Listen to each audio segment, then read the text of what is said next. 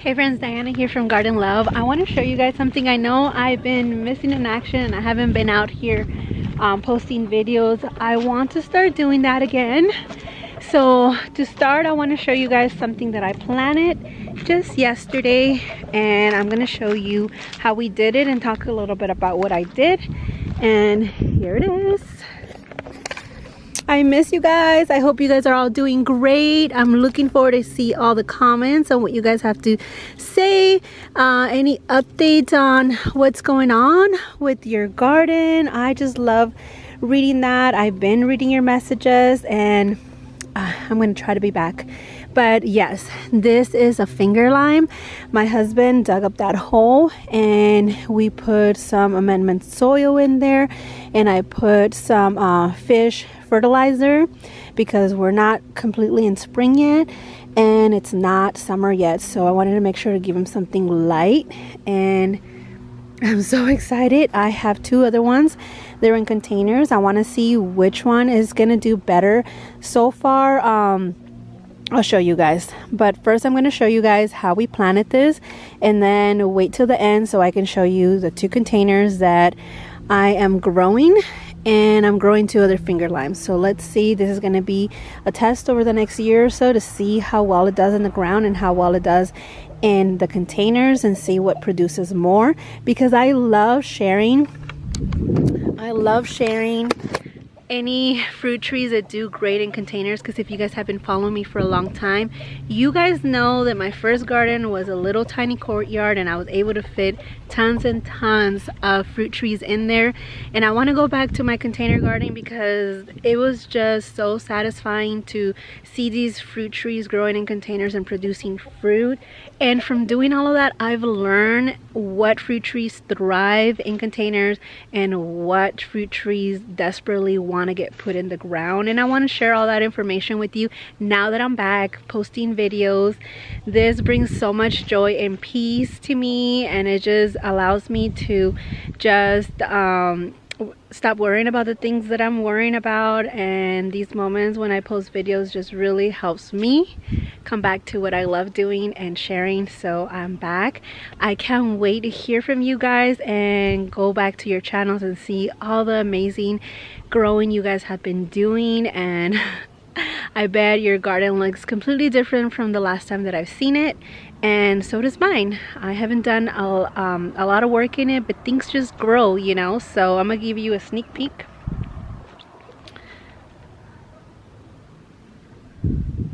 It doesn't look like much. I'm gonna try to get my husband to drive the drone so you guys can see an above view. It is growing. I have a few spots that we still want to add a few things, and once those things are installed and they start to grow, they're really gonna make this hillside completely filled. But we'll do another video talking about that. Now let me show you the containers. And well, no, first let me show you how we planted this, and then I'll show you the containers. Alright friends, let's get started on planting this finger line. I'm super excited to get it into this hillside garden, but as you can see, this palm tree is growing. I don't know where the seed came from. I don't know how it started growing here, but this palm tree has just rooted so deep in this area.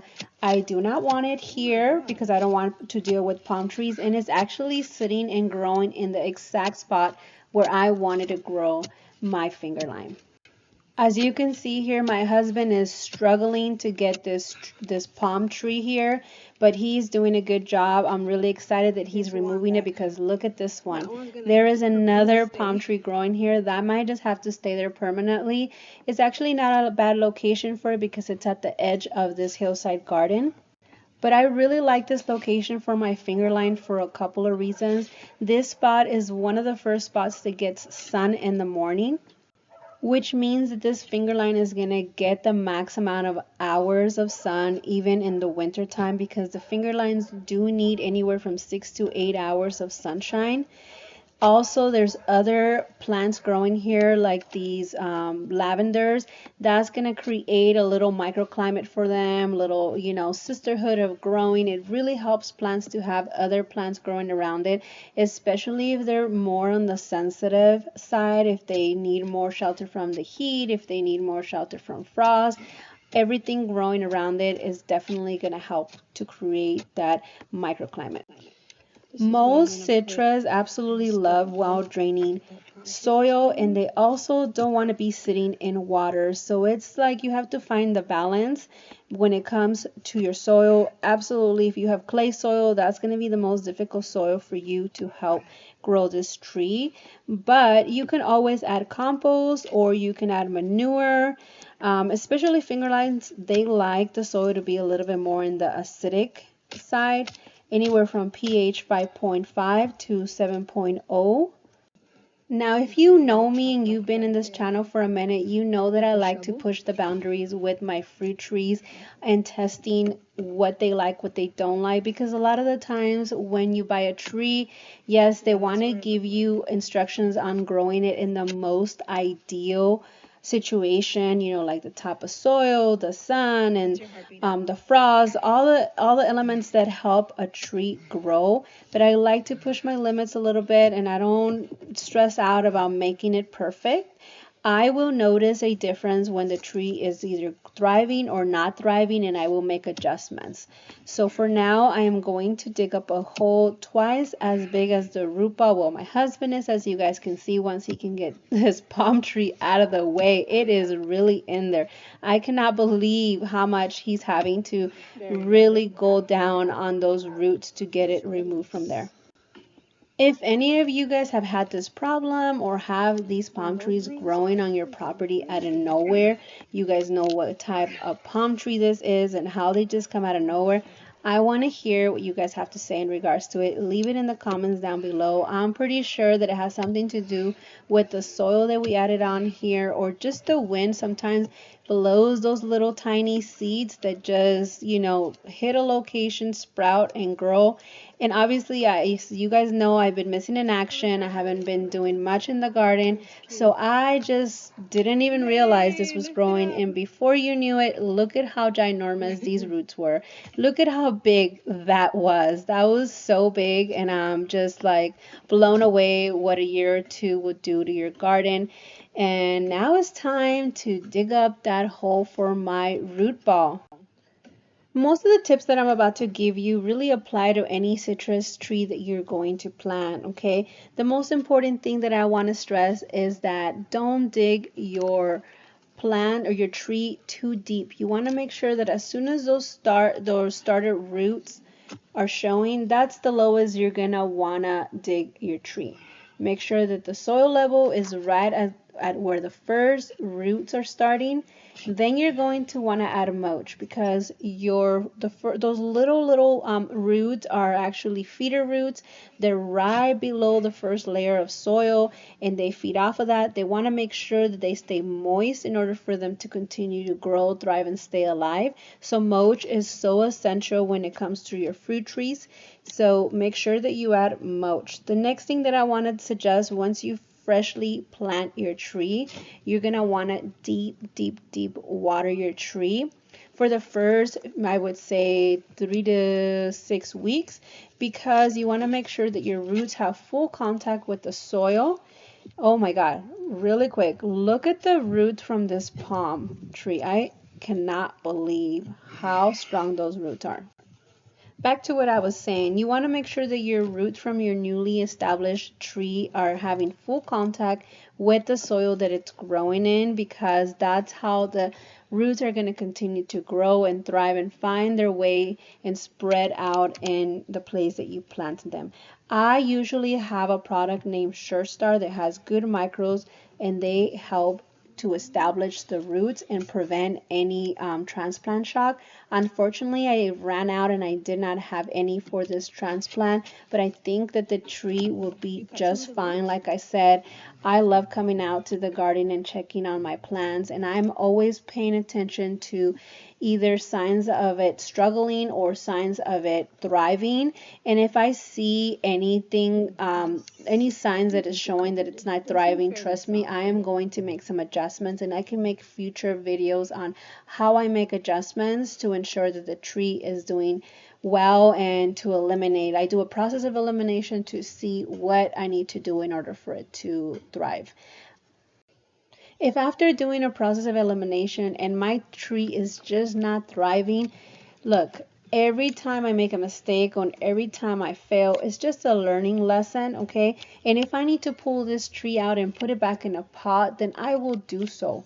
And I would suggest that you do the same. Don't be afraid to give something a try and test things out, and just pay attention to what's going on, because that's going to be the biggest teacher in the garden. This is my third finger lime. I have two other ones in a pot and they are thriving and growing, with the exception that the rodent got to the trunk of it. I did spray some Ivy Organic and it's been deterring the rodents from them eating the trunk again. But besides that, they were thriving, they were growing, they were flowering, and they were even giving me fruit. So I know that they can handle the weather that we are in this location. However, I am going to add that for some reason the hillside is a little bit more rough than certain areas on my property. I don't know if it's because it's out in the open. I'm not exactly sure, but I've noticed that some of my trees struggle for the first year or two. But once they get through that first year, they start to thrive, and it's a matter of time before this hillside is going to be giving me tons of fruit, because I have planted so many trees in this hillside. I can't wait to give you guys a tour, because I want to show you guys everything that is growing and thriving in this hillside. If for some reason this tree doesn't like this space because it is more open, and I'm more concerned about the winter than the summer, so I can just get a frost blanket and protect it over the winter. That's an easy fix. And once this tree gets established and it's, you know, hit twice the size, it's going to be okay. It's going to thrive. Even if it gets some frost damage, it will still be able to survive the winter. You know, when sometimes our trees will get damaged, we have to learn to not get discouraged and just let nature happen, and you know, it would bounce back. I've had trees that are completely down to just trunk and branches and they bounce back. As a matter of fact, I have a tree. I'll do a separate video on how it is coming back. It used to be my Meyer lemon and it used to be on this hillside. It did not like it here. I took it out and put it back in the pot, and it's finally growing again. Like I mentioned, deep watering. You're gonna want to let that hose sit there for a while. I didn't have any shirt start, but what I am going to do, I'm gonna give it some fish fertilizer.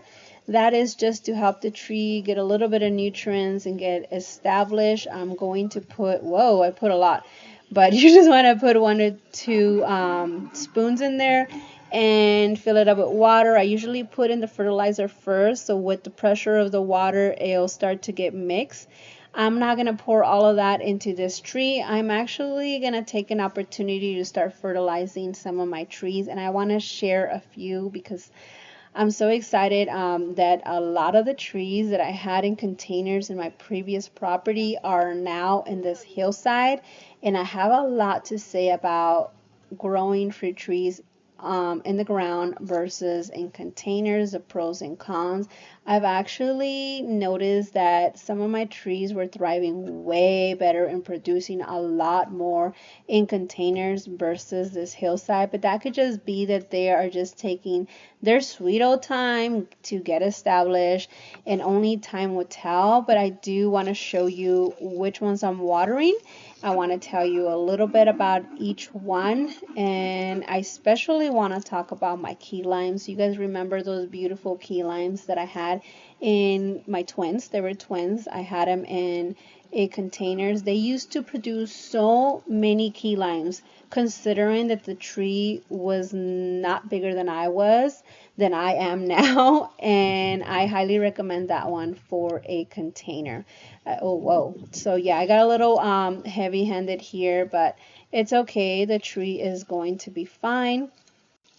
And yes, you usually don't want to water the leaves, but this is fish fertilizer. It will actually feed the leaves once it lands on it. So normally I would suggest not to water the leaves, but in this case, it's gonna be okay. This is one of my Mexican key lines. I absolutely love it. It died, I don't want to say died down to the trunk, but it pretty much almost died. And you can tell here that it's regrowing and it's doing amazing once I realized that it wasn't getting a lot of water. This is my Kaffir lime. If you guys don't know what that lime is, leave it in the comments. We will do a video just on this amazing tree because it's actually a pretty interesting tree. The fruit looks like a little brain, and most people grow this. Look at that. Most people grow this for the leaves benefits. Here is my other Mexican key lime. Look at it.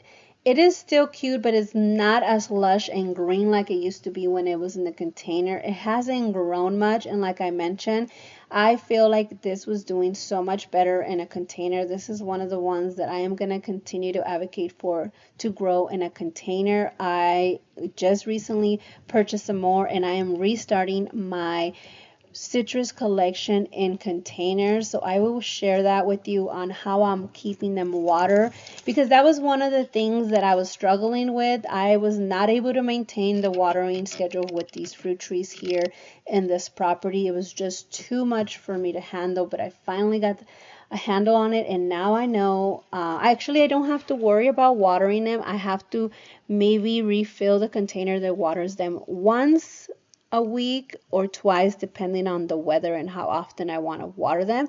But I am growing a completely separate garden. I'm going to call it my container garden, separate from this area, and I'll do a completely different tour later on, showing you guys all the trees that I recommend. Really quick, this is a kumquat, and this was also in a container.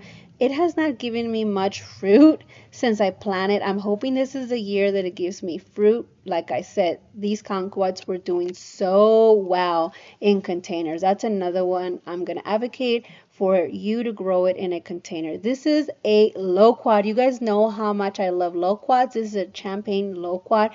I decided to install one here while it was small. If you guys remember my gold loquat, it died. I'm so sad. That was one of my first trees, and I absolutely loved it. It was growing in a container. It gave me a little bit of fruit. It's definitely one that I recommend to put in the ground, but do it sooner than later. This is my Laura Bay tree. I cannot believe how much it has grown over the last few years. In this Laura Bay, I'm going to do a separate video about it. It has a sister. They got planted at the same time. However, this one took off and the sister hasn't grown much, but I know why, and I'm gonna do a completely separate video because the growing conditions, although they were so close and similar, there was a few differences that really matters when you grow these kind of trees, and we'll do a separate video. I want to know if you're interested in growing a Laura Bay. Come on guys, Laura Bay for a little package at the store, it's about $6, $4. Look at this tree. I can literally start selling these, but my family comes and gets them. I'm so happy to conclude this video. If you're new, welcome, and please subscribe, give me a like or leave me a comment. If you're back, I'm so excited to make this video for you guys. I can't wait to see all the comments. I'll see you in the next one. Have a blessed day. Bye-bye.